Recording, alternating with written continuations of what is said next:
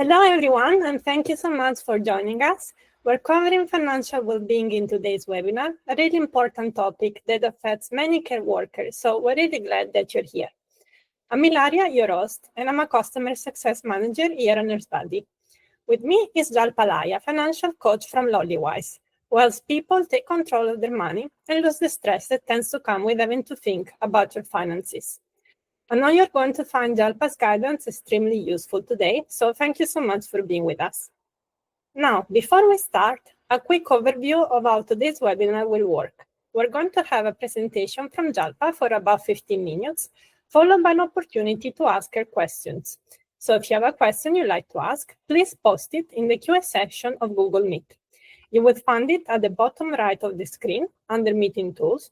The icon looks like a little grid. If you're on a mobile device instead, you'll need to click on the three dots to see it. We're also recording this webinar today, and we'll email it to you afterwards. Perfect. So I think we're all set. So over to you, Jalpa. Excellent. Thank you so much. Hello, everybody, and thank you for allowing me to be here today. So I am Jalpa. I'm from Lollywise. I'm a financial coach, and I do specialize in helping people take control of their money and reduce their financial stress. So did that screen move? It did. Good. Okay, brilliant. So before we begin, I want to acknowledge something really important. The financial challenges that come with care work are real and they are significant. So many of you are working on minimum wage, you're dealing with 0-hour contracts, you're facing unpredictable work schedules that make financial planning really, really difficult. So I've heard from care workers in the past how a single unexpected expense, especially if it's related to their car, for example, which they need to do their job, can quickly spiral into a financial crisis. A carer once told me that a £400 car repair bill meant that she had to either fix her car or pay her rent because she couldn't do both. But today, I don't want to dwell on challenges. It's more about empowerment. So over the next 15 minutes, we're going to focus on 3 pillars that can transform your financial well-being.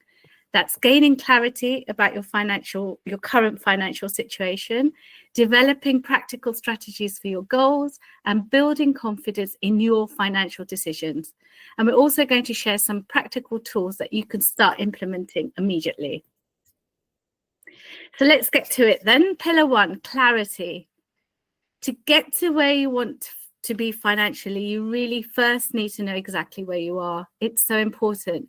So creating a financial snapshot. It's not complicated. It's simply about understanding what money is coming in, what money is going out. So for care workers with variable income, this can be particularly challenging, but it's even more important. So try this for the next 2 weeks. Track every penny that comes in and goes out. Don't judge yourself. It's not about shame or blame. It's about information. It's about collecting data.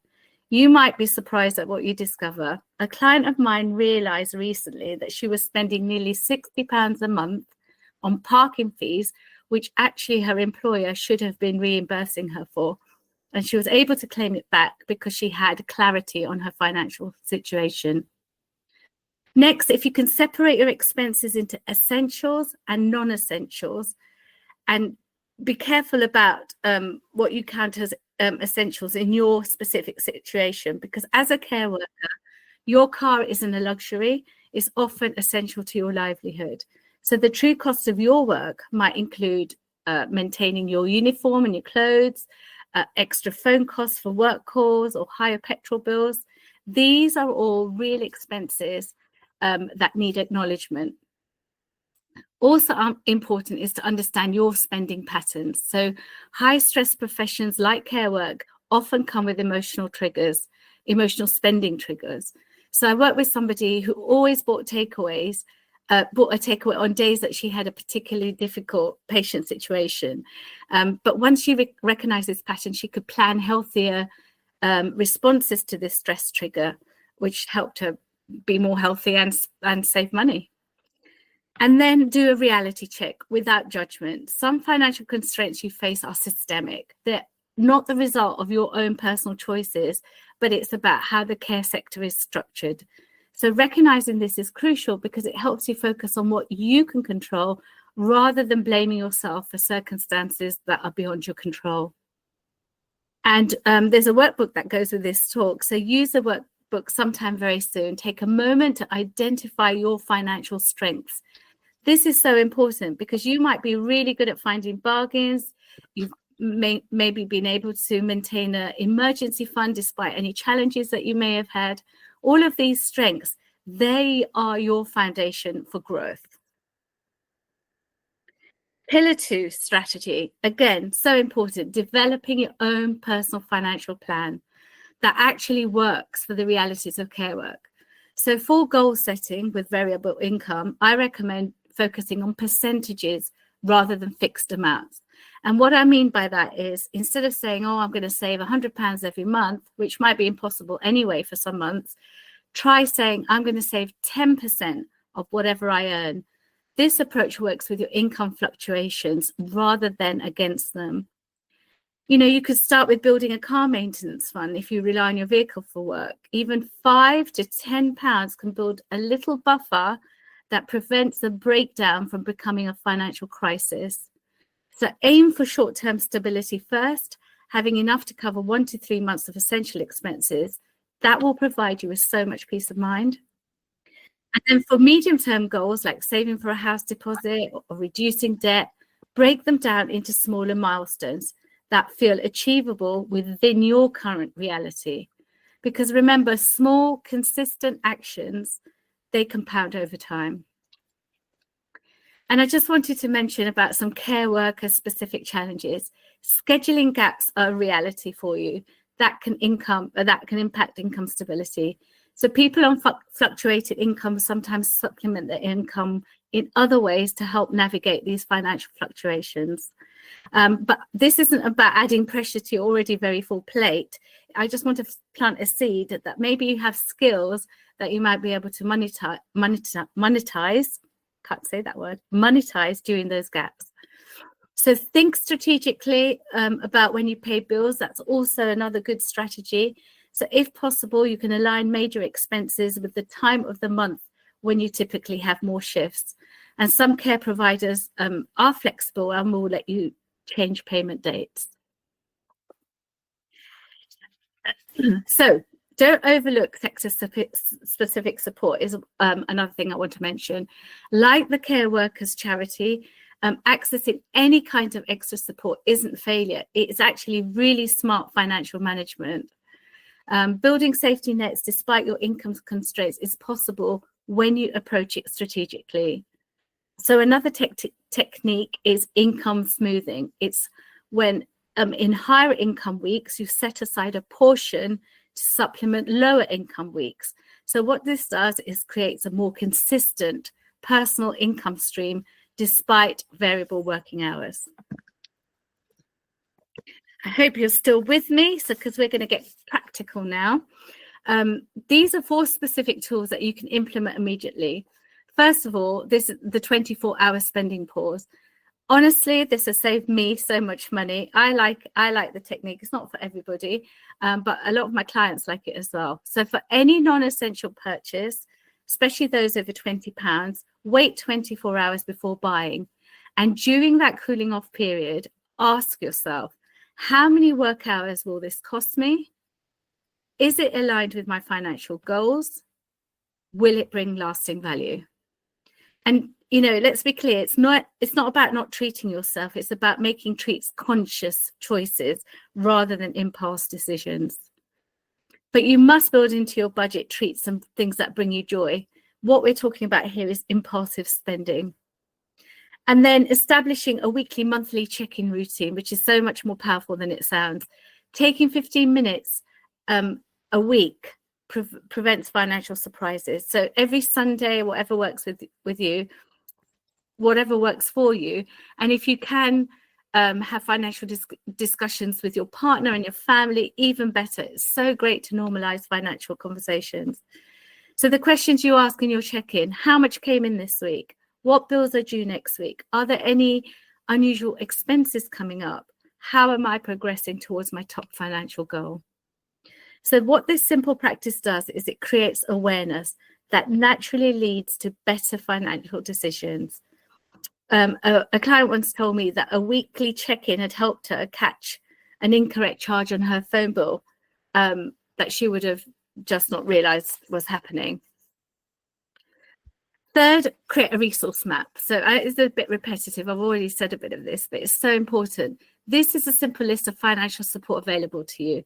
Include the Care Workers Charity, but there's also local community resources, any employee assistance programs, or even friends or families that can help in different situations. Because knowing your support options before a crisis reduces panic, and it helps you make clearer and better decisions when challenges arise. Finally, you should implement a simple budgeting approach designed specifically for variable income.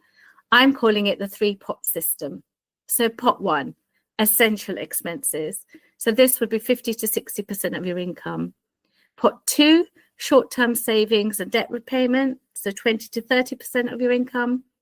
And pot 3, the most important pot really, life enjoyment and personal choices, 10 to 20%. So these percentages then adjust with your income, making the system work, whether it's a higher earning month or a leaner one. The key is ensuring the essentials are covered first and then building financial security while still allowing for quality of life. So I hope you're still with me, but we're going to talk about confidence. But the truth is, having clarity and strategy, it naturally builds financial assurance. Your decision-making becomes easier when you have a framework.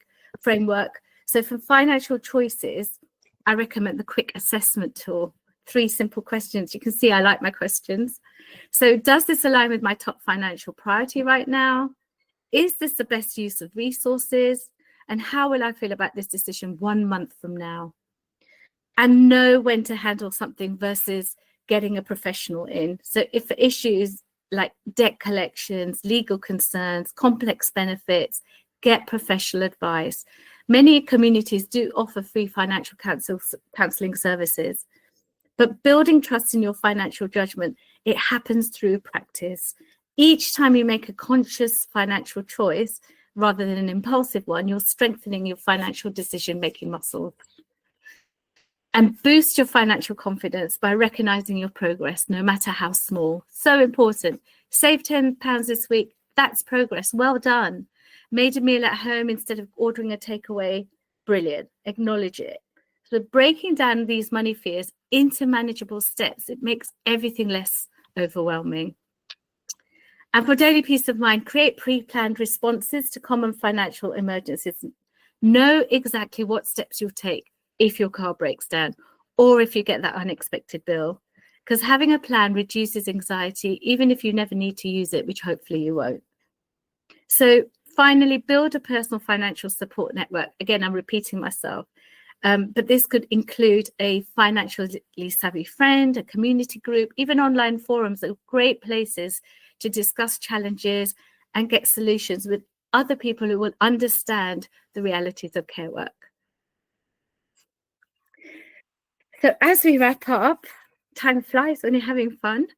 I wanted to reinforce something really important. Financial well-being is possible despite the systemic challenges in care work. It doesn't happen overnight, but with clarity, strategy, practical tools, and growing confidence, you can create financial stability.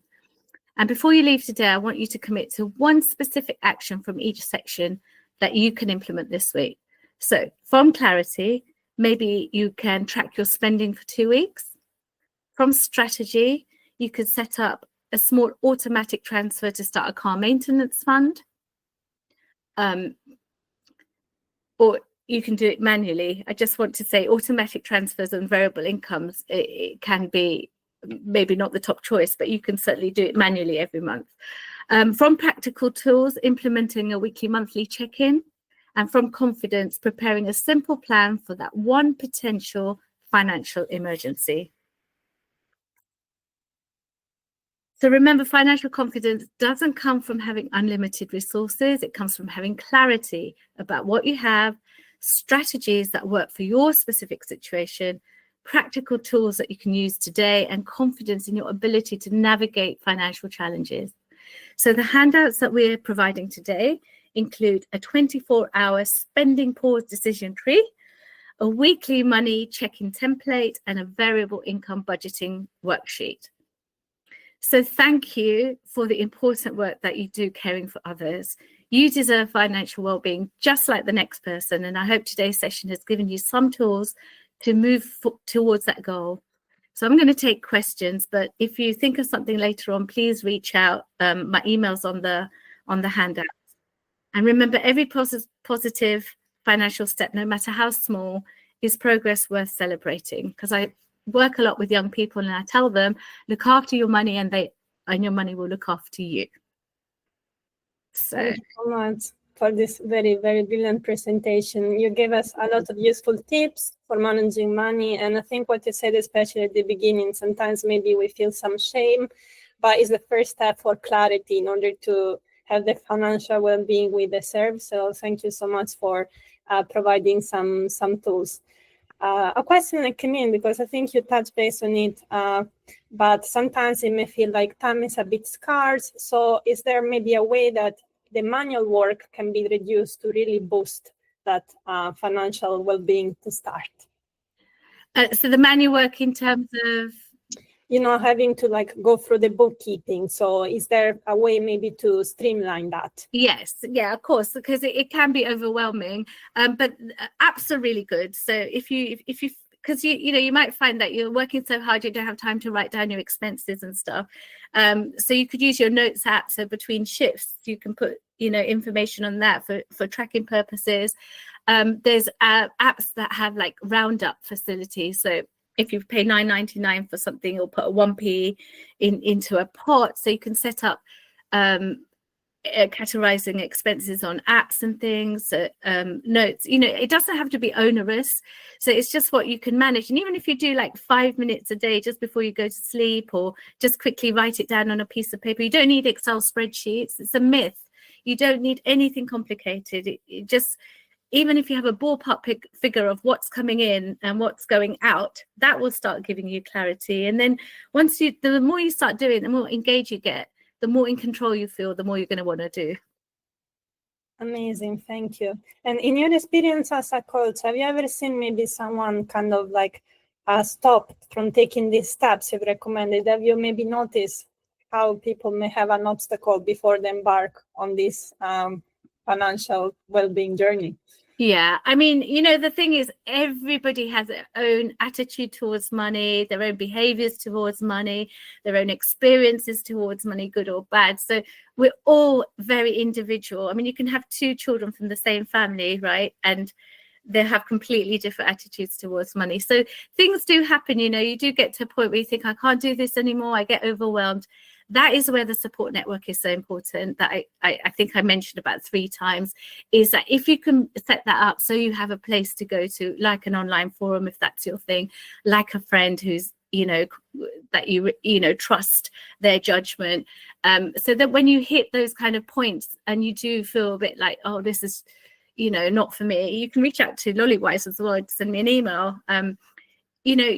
Somebody can help kind of set you back on track, because it doesn't, hitting setbacks and bumps in the road is inevitable. But the whole talk about today was, if you just put small things in place, then you'll be able to soon kind of, deal with setbacks just more quickly and make really good financial decisions, if that makes sense.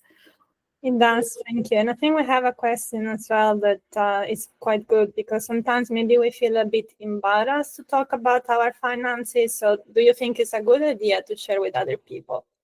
Yeah, I mean, the thing is, people do have shame around money. It's a taboo subject. But the thing is, you can start having conversations with yourself. You can have journals, and family, anybody in your family that you trust, your partner. It's really good to family finances to sit down and do it together. You feel like a team. There's accountability built into that. So there is absolutely no reason for any shame or judgment for anybody. It is hard to let go of that, but once you realize that, you know, everybody is equal, everybody deserves to be financially well off or, you know, stable, and everybody has different experiences they bring to the table. Your experience is your own, you know, it just doesn't matter. It's where you go from here. So don't look back. It's what are you going to do from now for, say, the next year? Where do you want to be this time next year? Makes sense a lot. Thank you. And I think another question a bit related to what you were discussing during the strategy portion, and I think can be very good for some care workers that may be here, maybe some weeks, you know, they're not working at all, so their income varies a lot. So what would be your suggestions to help them with this scenario? Yeah, so I did touch on like this, that, you know, it's a really kind of popular phrase these days, the side hustle thing. I didn't delve into that too much because I think that, you know, sending the message that you should just get another job, you know, already care work is very demanding.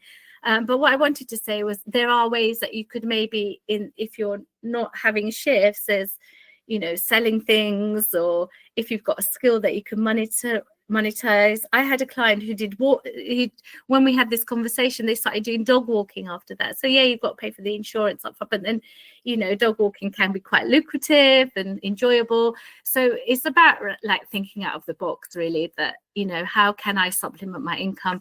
And one financial management strategy, it always talks about diversification. So trying to build different income streams so that you're not reliant on one source.